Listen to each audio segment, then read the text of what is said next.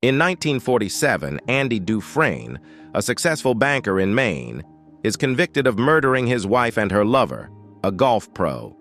With Maine having no death penalty, Andy receives 2 consecutive life sentences and is sent to the notoriously harsh Shawshank prison.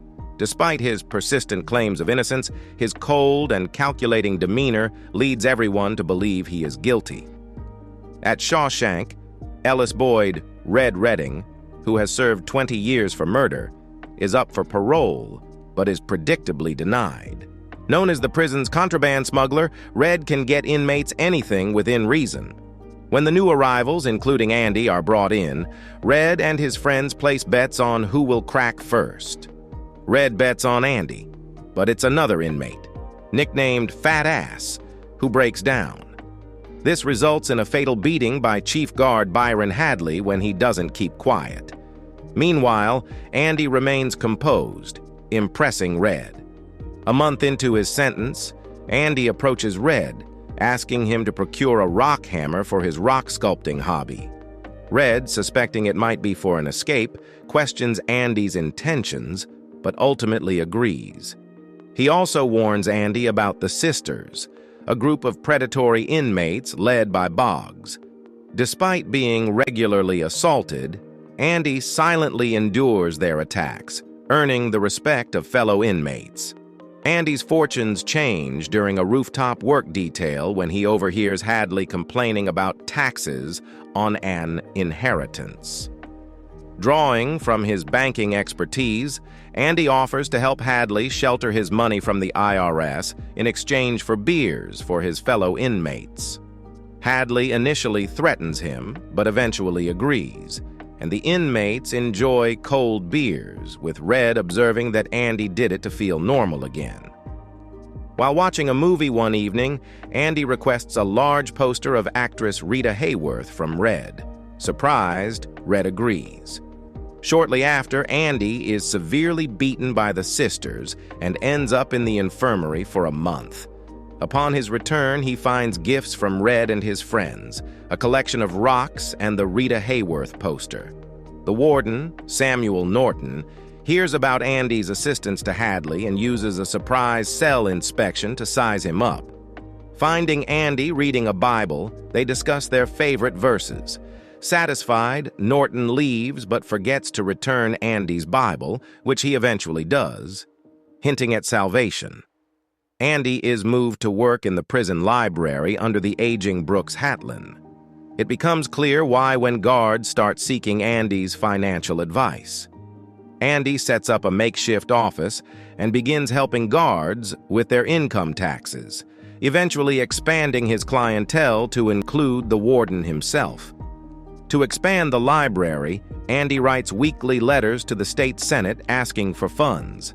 After 6 years, he receives $200 and old books, which only fuels his determination. One day, while sorting through donated records, Andy plays Mozart's The Marriage of Figaro over the PA system, captivating the entire prison. Furious, the warden orders Andy to turn it off, but Andy turns up the volume instead. This act of defiance lands him 2 weeks in solitary confinement, during which he tells his friends it was the easiest time he ever did because he had Mozart in his head for comfort. He speaks about the power of hope, a concept Red dismisses as dangerous in prison. Years later, a new inmate named Tommy arrives, charming everyone with his easygoing nature. Andy helps him prepare for his high school equivalency exam. When Tommy learns about Andy's case, he reveals that a former cellmate had confessed to the murders for which Andy was convicted. Armed with this new information, Andy approaches the warden, expecting help, but is instead thrown into solitary for a month. The warden then has Tommy killed under the guise of an escape attempt. Emerging from solitary, Andy shares his dreams of Zihuatanejo, a Mexican coastal town, with Red. He asks Red to find a hidden item in a Buxton hayfield should he ever get paroled.